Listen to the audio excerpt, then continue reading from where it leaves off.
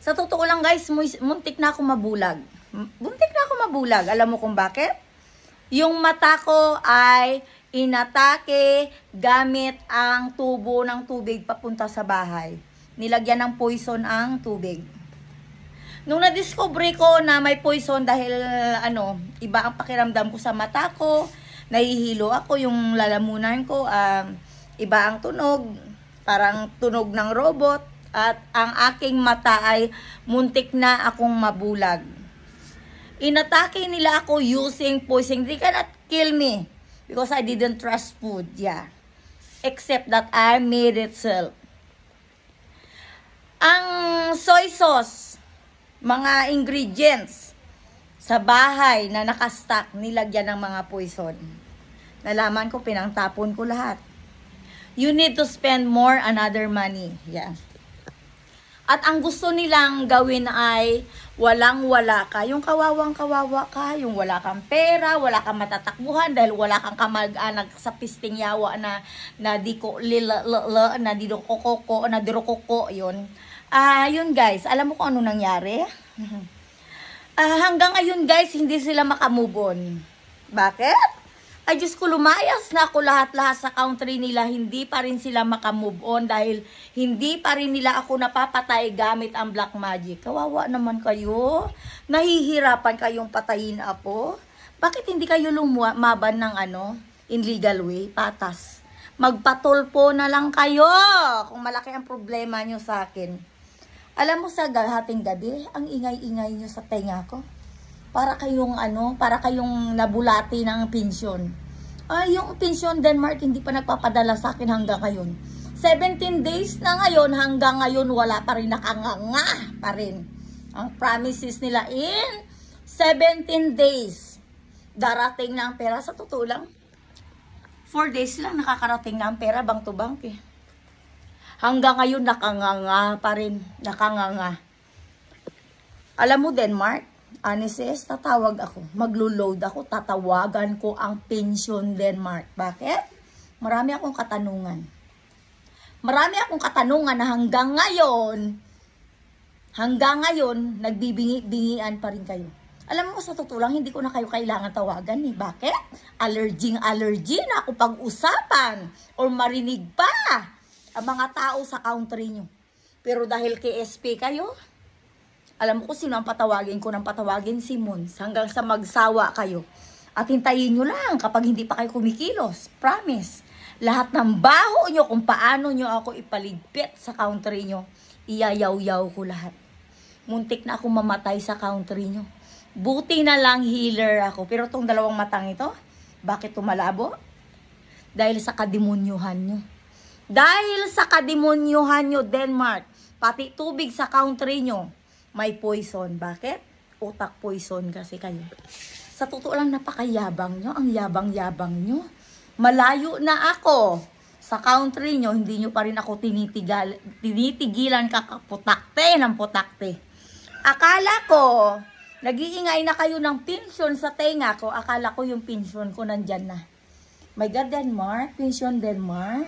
Hanggang ngayon, tulog pa rin kayo. Anong ginagawa nyo dyan? Nagkakape? Humihilata, kape ng kape, tang-ina, ubusin nyo na kaya lahat ng laklak ng kape nang may magawa naman kayo. Diyos ko, hanggang ngayon wala pa rin yung pensyon ko in legal way, kinukuha ko sa inyo. Ano kayo mga bingi? Bingi, pipit, bingi? Oo nga, ganyan nga kayo eh. Dahil ako nga na humihiyaw at humihingi ng katarungan. Dinadaan nyo na lang sa bingi-bingian ang labanan sa mundo. Bakit? Makapal kasi ang mukha nyo. Makapal ang mukha nyo na pati ako na pinipilit kong manahimik sa Pilipinas dahil wala akong kaso na mahihita sa gobyerno. Wala akong nahita sa inyo. Bakit? Sa immigration pa lang, pinahiya nyo na ako. Sa immigration pa lang, ignore nyo na ako ng ilang beses na patong na ignorement. Grabe, no? Wala pala talagang justice kapag wala kang pera. Kaya ako nagpapayaman eh. Gusto kong yumaman niya. Bakit?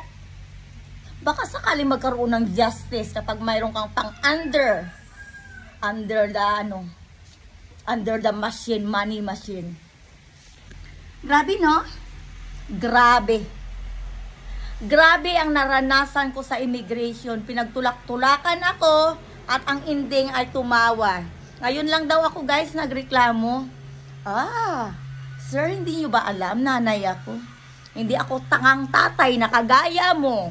Na kung pagkatapos mong gumawa ng anak, pwede mong iwanan at mag-jump ka sa another partner.